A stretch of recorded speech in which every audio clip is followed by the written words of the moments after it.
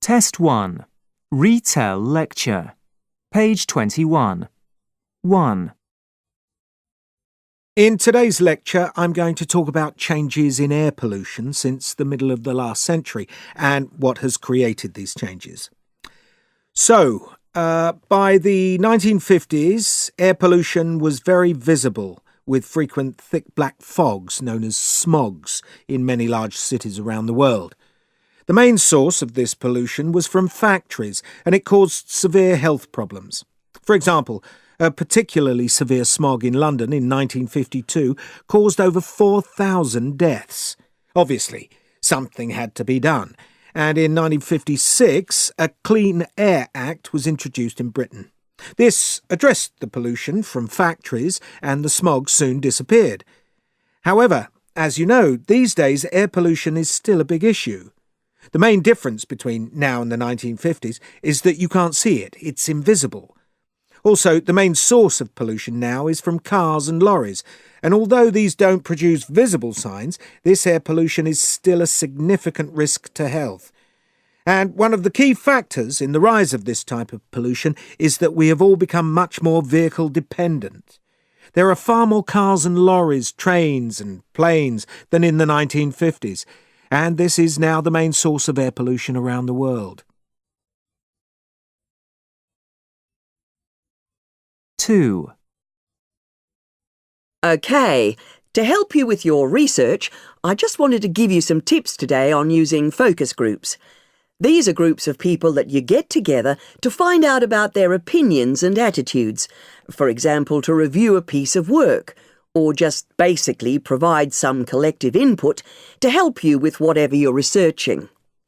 First of all, how large should a focus group be? Well, I would say that an ideal number of participants is around 6 or 7. If it's any bigger, what quite often happens is they break into side conversations and the focus is lost.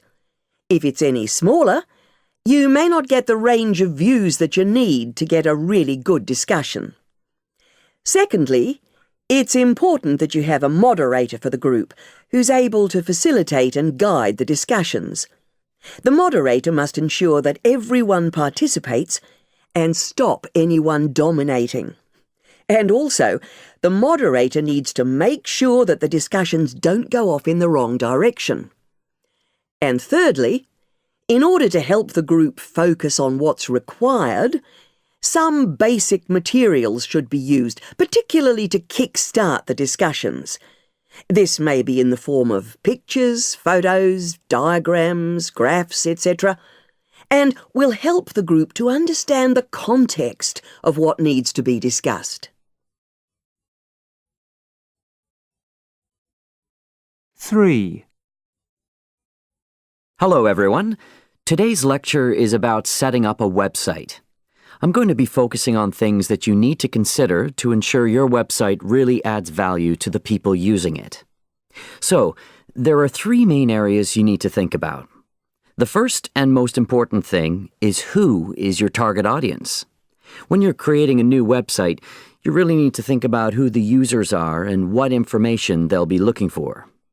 What we do when we set up websites is to group users based on their needs. So, for a website in the academic community, for example, we may have groups such as researchers and administrators, and this helps us design the site and add information that is relevant to each group.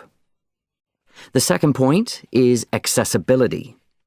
The main thing here is to ensure your website can be found. And you can do this by making sure it can be reached from areas on the web where your target audience are also active. So this may mean providing links on other websites, or maybe using social media. And thirdly, retention. Making sure your target audience return to your website regularly. You do this by ensuring it gives them a reason to come back, so it's important to keep the site up to date and make sure it provides the latest news and interesting information and so on.